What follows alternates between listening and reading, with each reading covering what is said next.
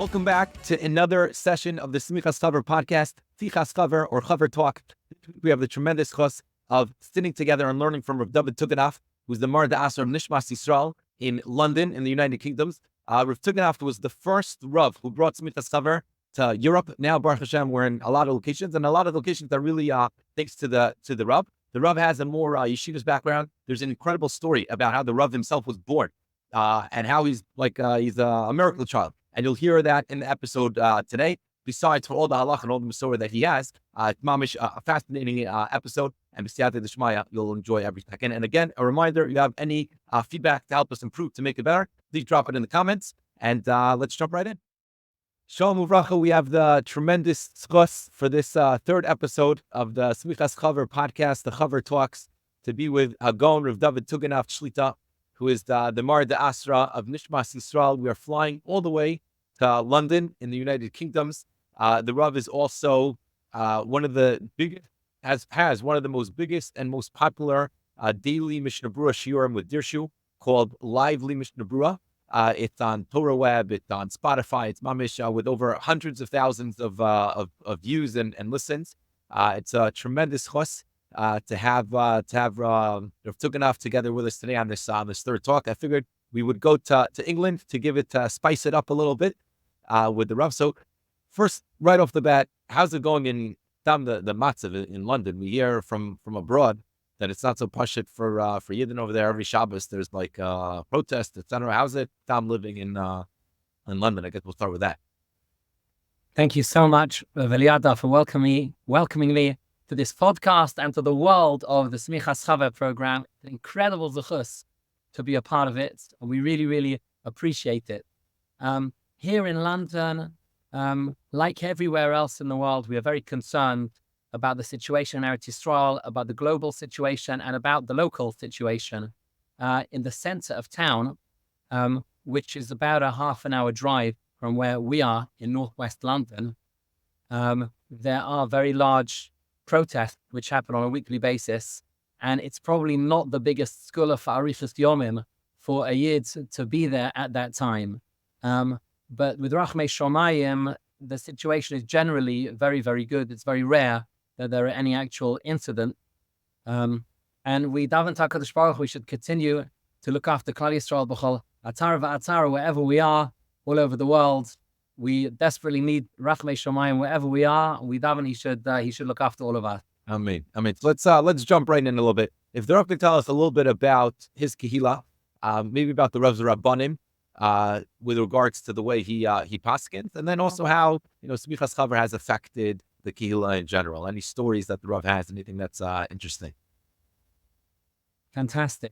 Our kehila is in a place called Hendon in northwest London. It's next to Golders Green. It's really one large kehila. Our shul has been going approximately 15 years.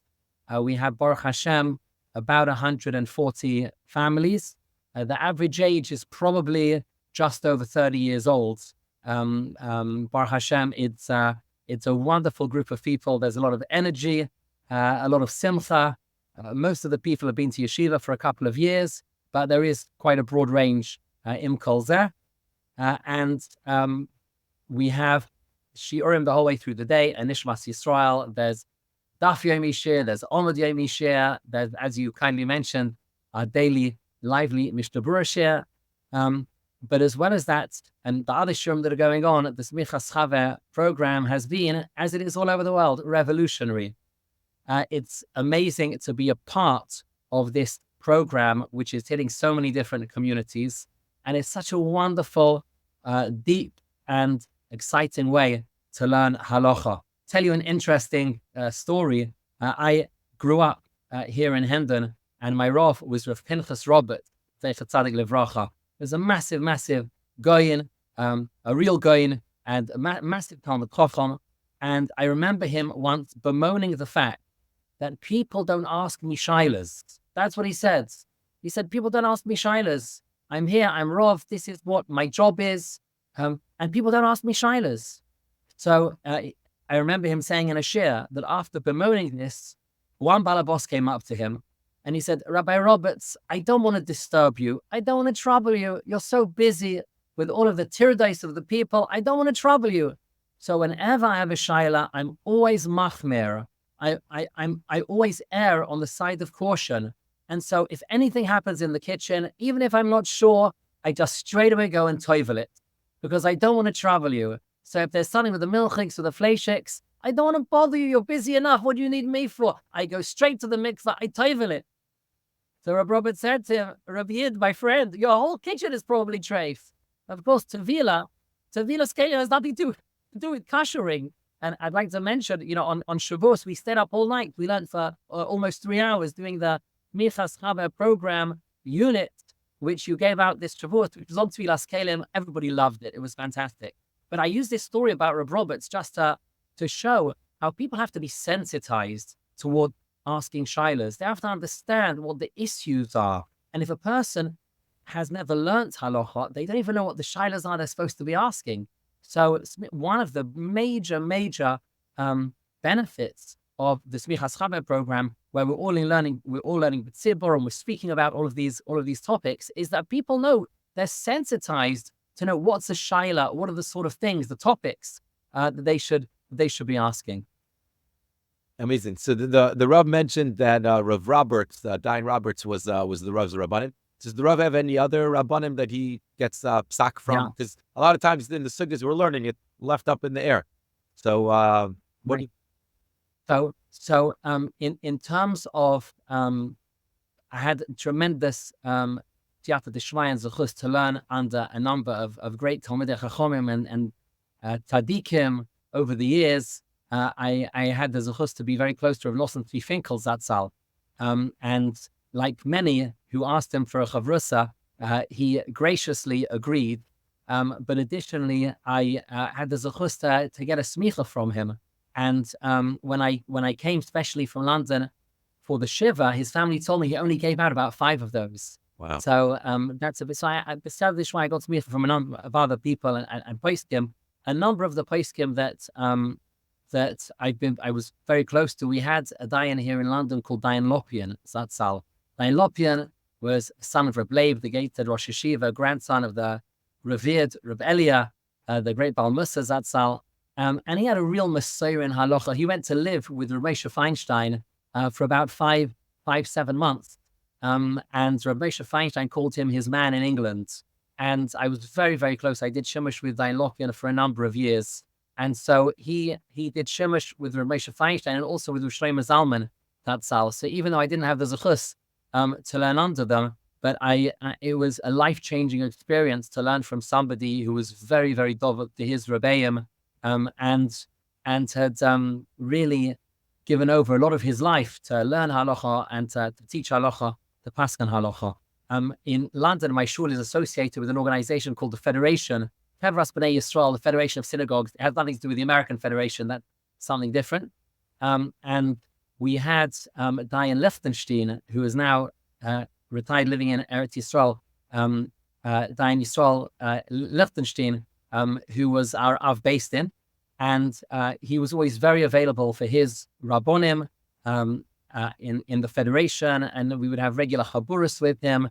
And he also had learned a lot from Brisker Rabbeim, but also Rav Moshe Feinstein, Rav Moshe Halberstam Zatzal. And now we have an amazing opportunity. We have Rav Shrader Feibel Zimmerman, who is our based in here, and we have regular Chaburas with him, and he's available for us, and we can ask him and Dalet Chalkei Shulchan Aruch and have an answer instantaneously. That's a really big zechus. It's always amazing to see like how the shalshalis of the Mesorah is mamash. It's passed down, Rebbe to Talmud, and the Rav spoke about his connection to his Rabbanim, to Ramesh, to Rav Talmud and all, and that's how it goes back all the way mamash to Har Sinai. One of the feedback I get a lot from a lot of participants that I meet or in my shiur that I have is that people, when they're introduced to Semichas Chaver, one of the things that they say is, we never realized how great Gedolei Yisrael are. I mean, like, people living their daily life, and they have a shaila here, a shaila there, but when you get into the umkud halach, and you see the intricacies, and we're touching like the tip of the iceberg, right? We're like mamish, we're not doing a full head dive in. And then you see the breadth of knowledge of daily Israel. It's really an incredible thing. If the Rav could just share with us the Rav's favorite story about Rav Nosson Tzvi. I see the Rav has the picture in the background. What's the Rav's favorite story of Rav Nosson Tzvi maybe that you had personally? I had the zechus to learn with him, me and my chavrusa and him. Every week we would learn the Masechta that the Mir was learning at the time. And I remember once we were learning Masechta Gittin, and of course Rav Nosson Tzvi, at the end of his life, not just at the end of his life, he was a big Bal Yisurim for decades. He really gave all of his koiches for Torah, and it was astonishing to see. So there was one day that we were learning with him, and because, as is well known, unfortunately, he had Parkinson's disease, Leolenu, and he was very, very weak. And it was very hard to actually hear what he was saying. So we had to strain very carefully to try to understand as much as we could of what was going on. And he got to the bottom of the Omid, and he tried to turn the page. And he didn't have enough kayach to even turn over the page of the Gemara. Now, I don't know about you, what's the most tired you've ever been? You know, however tired I've been, I've probably got enough kayach to turn the page of the Gemara, to turn a page, however tired I am. And he literally got to the bottom, and his hand was quivering like a leaf, and he was trying to turn over the Omid, and he couldn't.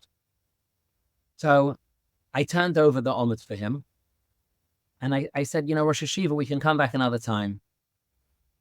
It's okay, we'll come back another time. And he said, no, let's continue learning. And he continued for another 10 minutes. And that was the biggest share I ever heard from him in my life, even though I could not actually tell you what it was that he said. But those 10 minutes of Amelus B'Torah, where he refused to let his body overcome his neshama, and he was just kulei rotzain. For 10 minutes, he continued learning until he said, "Entschuldigung, geht nicht. I'm sorry, but I can't anymore. It's not happening." And he tried to get out of his chair, and he was unable to get out of his chair. And the two of us had to lift him up and walk him so that he'd be able to lie down. And, I'm embarrassed even to say the story, because halavai, I would have learned more from him and from the lessons that I witnessed. And he was, of course, a million miles away from where where I am, where many of us are. But we can certainly take inspiration, tremendous inspiration from him within our own area, just to be able to push things a bit more. And it's not like there were any journalists there watching. It's not like he was doing this with any, great people that, he was doing it with two bochrim. And it was a very, very powerful and important lesson for us that, Be'ez Hashem will never forget. Mamish incredible. When I was learning in the Mir Yeshiva also, so whenever the Rosh Yeshiva got up to speak, the Shir Klali, it was always, like what I'm saying, wasn't always able to repeat exactly what he said. Especially in the beginning, he spoke in Yiddish. I was there, I think his last Shir Klali in Bishishai was in English. And Mamish, you saw, he gave his whole nefesh. At the end, he would just he wasn't able to move anywhere. But it was Mamish, Ashrei Rasa, even though he was in so much pain, Nabach, but the pssak that he gave for the yeshiva, or really the lesson that he taught us is really incredible. So let's jump into a little bit of the. Yeah. I just mentioned another thing that is from my Rabbeim, but also connected to the sugis that we've been learning in Semichas Chaver right now.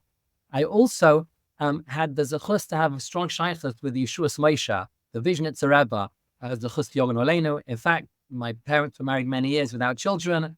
My mother was 44, my father 49. They'd been married close to 10 years, and the doctor said it's impossible to have children. And my father got a bracha from the Yeshua's Moshe. He said, "You'll have a boy within the year, healthy and well, and bring back to me at 3 for the obshirin." And I was taka, born that year, father 49, mother 45, I'm the only child. And people couldn't believe it. I'm envisioning it. I'm a bit of a celebrity. But we used to go in to the Rebbe, Yogan Oleinu, and I'll tell you an interesting thing. In the sugyas that we've been learning in Semichas Chaver right now, you brought an ishkayach for your amazing, the amazing shiurim that you've organized you blow us all away. We're tremendously grateful. You mentioned the shloh HaKodesh quoted by the Mishnah Berurah, that there's an inyan when you hold the kos, to hold it from the bottom with your fingers wrapped around the kos. And the question is, when you have a kos with a stem, so where exactly should you hold it? Should you hold it underneath the actual goblet, the top part of it, where the wine is, or should you hold it at the bottom of the base? And I have to tell you that I was by the Yeshua Semichas for Kiddush, and I used to go when I was in the Mir Yeshiva to Rav Elyoshiv Zatzal regularly for Havdalah. Regularly. I'd when I was in the Mir dorms as a bocha, I would walk up the road, Beis Yisrael, Meir Shorim, and I'd go for Mariv and to Rav Elyoshiv, and I'd walk back to his house. There'd be maybe a handful of us, maybe 10 of us maxed, and we'd go to him for Havdalah and get a good vach from him. So the Yeshua Semichas, when he held the kos, he held it, and again, he had a kos with a stem, and so did Rav Elyoshiv at the time that I was there. And the Yeshua Semichas held it from the upper part of the kos, underneath where the wine was, whereas Rav Elyoshiv held it from the lower part of the kos. So you've got, Nara Pashte, you've got different tzaddikim over here, and this is the way they did it, and I'm happy to be able to share those experiences with the Olam. And what does the Rav do now? Actually, the case that I have, that I generally use, is one my wife bought me for my 40th birthday, and it doesn't have a stem, and I just hold it from the bottom of the case. And I tell you an interesting thing. I'm actually left-handed, and really the case shel bracha, one is supposed to hold, it says with your right hand, but for left hand, for lefties, your left hand is considered like your right hand. But I saw that Rav Shlomo Zalman Auerbach, Zatzal, he says that if you're a Rav of a Kehillah, you have to be very careful when you're doing things in public, because people will learn from you. And I saw brought down, I can't tell you for the moment where the Makor is, but he says that if you are the Rav of a Kehillah, even if you're left-handed, when you're making Kiddush in public, you should hold it with your right hand.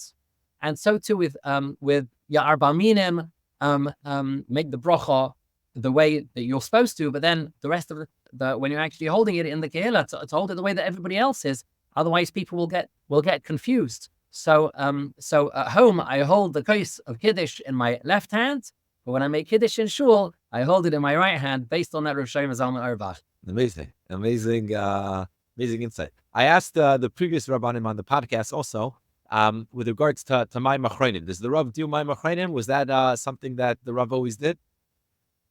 It's a very interesting question, because on our Semichas Chaver program, Rabbonim group, there are a number of people, and more who are saying that, no one does my machronim, but I have to say, from the Mir Yeshiva, it was posher. We all did my machronim, and by the Hasidim also everybody does my machronim.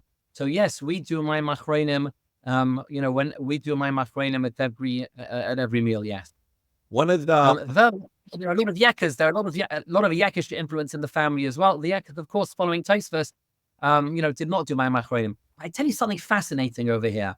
I feel one of the major benefits that we have in the Semichas Chaver program is that we don't just say, this is the halacha, full stop. We say it, that there's one shitta, let's say the Rosh, who says you do it, a place that says you don't do it, 2 days in the Shulchan Aruch. Well, we speak about what Rav Moshe says, and Rav Shlomo Zalman, and Rav Ovadia Yosef, and I feel that it's so important to get that breadth of halacha, to show that there are different schools of thought, and that they are acceptable and authentic. And I feel that often, especially in high school, let's say in high school, a young boy or a young girl, they're learning about brushing teeth on Shabbos. So if somebody tells them you're not allowed to brush your teeth on Shabbos, so they see their sister and they see their father and they think, I'm living in a home of Machalei Shabbos. They're just all Machalel Shabbos. I was taught you're not allowed to.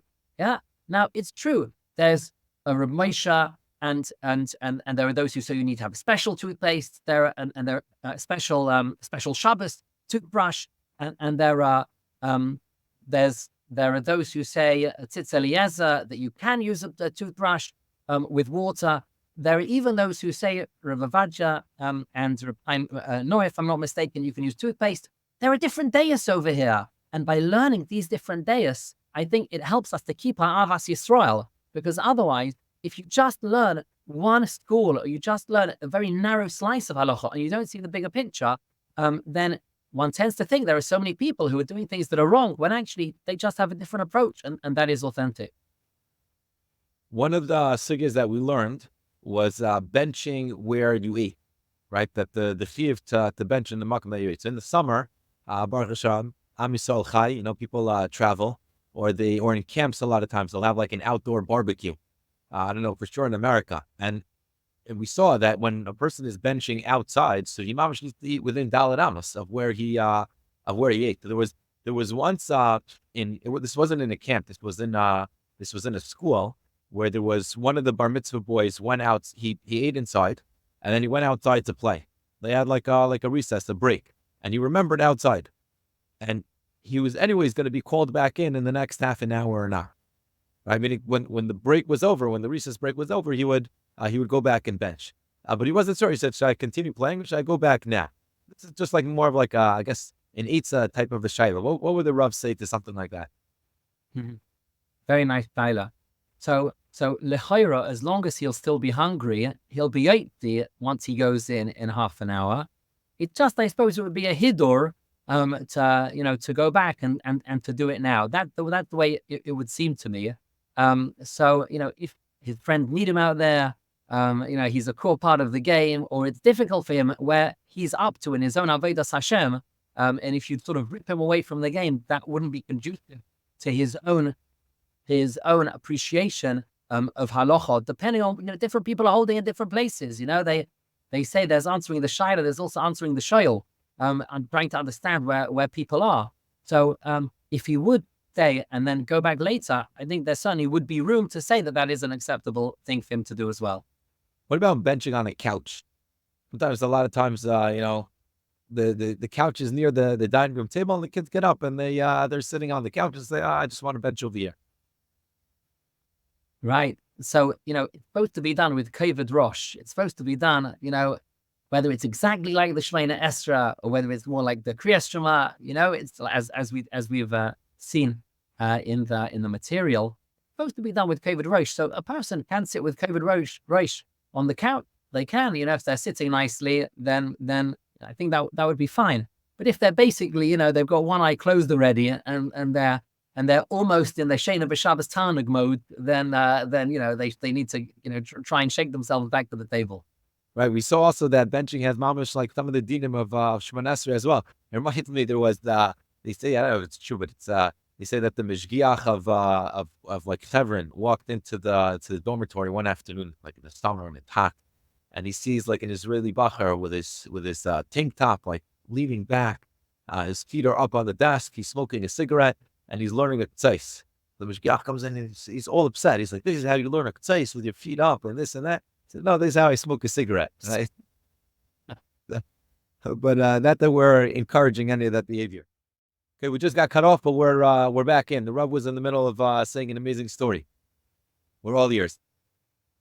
I read this story in one of the biographies of Reb Chaim Kanievsky Zatzal. An amazing story. We've been learning in the Semichas Chaver program material that it's only a doraisa. Benching is a doraisa. If you've eaten kedei severe, you're full. You had a geschmack meal. You've eaten and everything, and now you're full. V'chalta v'savota v'rafta. You've eaten.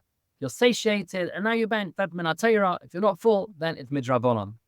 So there was a man who came to Reb Chaim Kanievsky, and he came with his son, and his son was unfortunately obese and was very, very unhealthy because he was carrying all this extra weight. And he told Reb Chaim Kanievsky, we've tried so hard with this diet and that diet, and we've tried everything, and he can't lose these pounds. So Reb Chaim Kanievsky looked at him and said, you should check the mezuzah of his room. So they checked his mezuzah. He came home, checked his mezuzah, and it said, v'ochalta uverachta, that it missed out the word v'savota. And because there was no v'savota on the mezuzah of his room, he never got full, and the guy would just continue eating. So they were pssak in the mezuzah. I'm sure the end of the story is that he managed to shed the extra weight, after that. And then he was Maisa. at the bench. So you see, the Torah is a reality. The Torah is a reality. The Torah is a reality. So yeah, and then he was able to bench as a Doraisa. So there was a couple. This is an interesting story. There was a couple that went to Chasana, and they ate. They were eichel. They were sevea. And when they came back home, they left before Chaver brachas. Right. So when they came back home, they're like, "One second, we're not sure if we benched." A lot of time, and there's like a dance and there's a commotion. So they get back home and they want to know, do we need a bench or not? So here it's a man, it's a woman, it's Paradim Ashkenazim. What would the Rav say in such a situation? Wow, big shaila. I mean, they were both Right. full. Well, they were both so. He has a doraisa. He has a doraisa benching, and with her, we said it's a machlekes whether she is mechuyeves on the doraisa because they don't have Torah and they don't have breasts and Eretz Yisrael. So I think if she would eat a little bit more bread now that she's home, and then bench, I think that would be a good That's thing. a good eitzah. Meaning, and if there was no bread, so then meaning Ashkenazim anyways would allow to bench. I think if I remember correctly, and Rav Avada was more machamer. The Sephardi because they were more, but that would be lachar. That would be a good eitzah for her that she should eat a little bit more bread. Then once she eats theirs, then she can bench. Fascinating shayla. Does Rav have any eitzes for benching better? Right, benching is something that we all do when we wash, and it's hard. Like when a person goes to shul, so he gets in the mindset, he gets into the the situation that you need to get into. Besides, like you're at home, there's kids. Any good eitzes to bench with kavana? Right. So it's interesting. There are different eitzes in terms of davening with kavanah, and l'chayro, many of them are going to apply to benching as well. Benching from a bencher, they say, is brought down, as we saw, it's a segula fa'ashirus. So to think for a moment beforehand, even though we try and do it lishma, not for the low lishma reason, but to bench for a bencher is good. Sometimes maybe to say the actual conclusion of each bracha very slowly, just the conclusion, Baruch Hashem, azones hakoil, just the conclusions very slowly. The rest, even if they're benching briskly, but to try and really focus on those parts very slowly.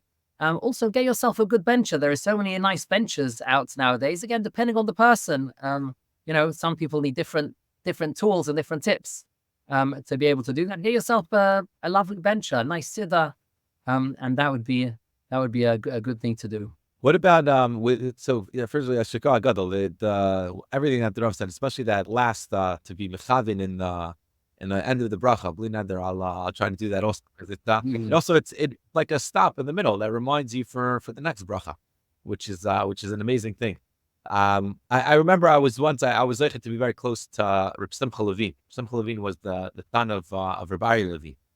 And when I was newly married, so we came to Eretz Yisrael, and my wife was like looking for a position. And at the time, and he said very simply, he says, I have a Kabbalah from my father, Kabbalah that everyone has. He says you take a bench from a bencher. He says you bench from a bencher. He has a Kabbalah. The person won't have any issues with any of these, with anything. Then it's mamish, like we saw. It's a marvelous thing when a person acknowledges that he's that Kadosh Baruch Hu is on Mefarnes. They say in the name of Rav Shach, the Rav Shach was also very makbid on this, that he would tell people to bench with a bencher. And there was one yid who he told him to bench with a bencher, and he did. He benched with a bencher. And then there was like a downfall. Like he was very matziach because he was very makbid. Then there was a shtickle downfall, and he told him, and Rav Shach said, "No, did you listen?" He said, "Yeah, I listened." He says, "No, really think about it. Did you listen? Did you bench every time?" He says, "No, there was one time that I forgot to bench with a bencher." He says, "Where was I?" He was on a plane. He didn't have a bencher. So Rav Shach told him, he says, "What do you mean you didn't have a bencher?" He says, "You should have written it down." He says, "Write it down." Yeah, benching Baal Peh. He says, "Write down benching on a piece of paper. Ask the stewardess for a piece of paper and a pen. Write down benching, and then bench from your own bench. You don't need a class bencher. Take any bencher, write it down, and then bench from the bencher. That becomes your bencher." So that's incredible. That's incredible. At the end of benching, we have all these horachamons. So we've seen the first three brachas of Doraisa. The fourth bracha is the Rabbanon. Where do all these horachamons come from? So and these horachamons, they're asking for so many amazing things, for geulais and parnosa, berevach, Panosabakava, he's been imtochain, v'seichel toyiv, ben v'yodav, like amazing bakoshas for us, for our hosts, for our families. It's like amazing bakoshas. Like, why there at the end of benching? And the answer is, you've just done this mitzvah d'oraisa. It's a real eis rotzain. It's a real moment of a divine opportunity, a window of opportunity for connection, to ask HaKadosh Baruch Hu for things. And that's why all of these things were attached at the end of benching. We're on a roll. We're riding a wave. We've just opened up the heavens for our benching, and our please Hashem give us all of these other amazing things. So just by reminding ourselves, the amazing opportunities that are available, and all of the brachot that we could get as a result of benching, hopefully that will help us to focus better. They say that some Yidden have benchophobia, that they don't want to wash because they don't want to bench. But the tzaddikim, to the opposite, they had bench excitement, where they were looking for opportunities to wash. You can be mekayim a mitzvah d'oraisa. How many mitzvah d'oraisas a day does a person already do? You have tefillin, you have shema. If a person has parents, if he's lucky, maybe kibbut aveim, mezuzah on your door. But that's like, how many mitzvahs d'oraisas do you get to do every single day? So they say that tzaddikim would be very motivated at least once a day to try to eat bread, so like that they can be mekayim the mitzvah d'oraisa. Also, they say to bench out loud. Benching out loud is always is also a good. We'll end with the Shiloh also. By learning about these things, for sure, it just automatically sensitizes a person to keeping these halachos better. I got no doubt that all the halachos that we've been learning in Semichas Chaver, whether they're the halachos of Hilchos Shabbos or Hilchos Tefillah, or now as we're doing Birchas Hamazon, we did Avelos, we Taras HaMishpacha. Just by learning about these things, it just brings it on the table. It just helps us to be able to do these things with more focus, with more love. It's an amazing thing to be part of. We have people who take the test and who are so proud, and they have their certificates up on their wall, and their wives see it, their children see them, and it's really vayigba libay b'darkei Hashem. When you learn about something and it's done in such an amazing way, for sure, this just brings us so much closer to halachos, so much closer to the Rabbeinu Shalom. What was the Rav's favorite man? The Rav is ready, I think, from 2019, maybe already, like Mamish almost from the beginning, when the Rav was first location in Europe. The first, I have a lot of... wow. And I remember you came to London specially. You came to London specially to meet up, and we were we felt very grateful. This was mine. I remember I came, there was a siyum. The Rav was having a siyum with the whole kehila, an incredible kehila. Mamish on fire. Really, Nishmas Yisrael. It's like the neshama of Baruch Hashem. I have a special soft spot for Hilchos Shabbos. We learned it. There was the first thing we learned after I finished my smicha in the Mir. So we had a chabura in Hilchos Shabbos, where we were doing 10 daf a month, and we're having fahez on it. And we did the whole masechta, and we did it like be'iyun, and we also did it la halacha. So the time that we spent on Hilchos Shabbos was a dream. But all of it, each of these things is we love it, and we get into it, and the kehillah love it, and we have different age groups that are doing it. We had somebody who had only recently become Jewish, and he wanted to be part of the Semichas Chaver program, and he was with us for a number of zmanim, and he's got like tremendous halachic expertise, and with the Semichas Chaver certificates in all these areas, that even though he's only been with us a few years as a member of Klal Yisrael, he's already been able to achieve so much with this program. It's an amazing thing also, with the Rav mentioned, like the certificates on the wall, the Kinas Seifrim. It's a good thing, right? Kinas Seifrim, Tar B'Chacham, the Rav says, Vayig Balibay, right? Gaiva is no good. But when it comes to B'Darkei Hashem, so then it's an amazing thing. It says also, Bashamayim, the Hasidim say, Bashamayim Mimal, Val Arts Mitachas.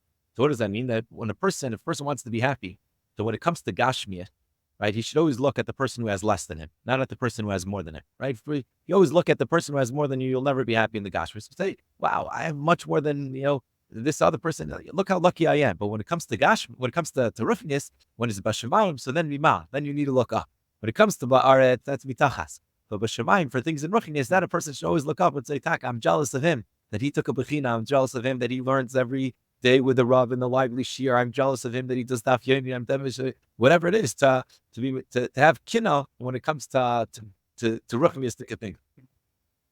We had just over a month ago, we had the Zuchus Taver of Shachta here in Nishmas Yisrael in our shul, and he gave a 3-hour drosha in 20 minutes. In 20 minutes, he gave a Rosh Hashanah morning, but he packed so much in. And this was the second time we've had the honor of having him speak at our shul, and just be able to introduce so many people to him. This person has the Rosh Hashiva signature on his wall. This person has the Rosh Hashiva signature on his wall. This person does. It was the people felt an automatic connection to him and to his Torah and to all that he represents. Amazing. Does the Rav have any eitzas for Semichas Chaver participant, one of this, or a bracha also for all the Chaver out there that are learning the kol vulais ha'elam, I guess, all around the world? Yeah. I would say, often people, they start off hoping to do the test. And then sometimes because of the tiradis that life throws our ways to try and stop us from being involved in Torah, they maybe they don't understand 1 week or 2 weeks. And, I won't take the test. I'll still learn. I won't take the test. But because of the way that this is organized, there's always time at the end to catch up. And we have amazing bullet points at the end. And I would just tell people, America. Yes, and he should be benched. And here in London, we use we use his Torah. We'll read his notes more than the regular Semichas Chaver note. We thank Mr. America through America. Thank you. But just don't give up. We don't give up, and we keep on going, and we keep on steiging, and just get back into it. And the tests are just an amazing way to connect to Torah on just an even deeper level, and to really make a reshom inside. And I've just said to keep on trying to do those. Yeah, but really a big yishkayach for all you do and all the Semichas Chaver Rabbeim all over the world. And thank you to you for being the engine that drives it. So Hashem should continue to bench you and all of your mishpacha and continue your fruit to my Hashem. Amen. Amen. I always say that Tzach of Semichas Chaver is the amazing, incredible Rabbanim that I the Siyata D'Shmaya joined and jumped on board, and it's really that's the single hand success is because of the incredible Rabbanim. Yeshukach to you, to be with a lot of bracha, a lot of simcha, atzlacha, and Yimal Hashem kol mishal slip chom teva. Amen. Thank you so much.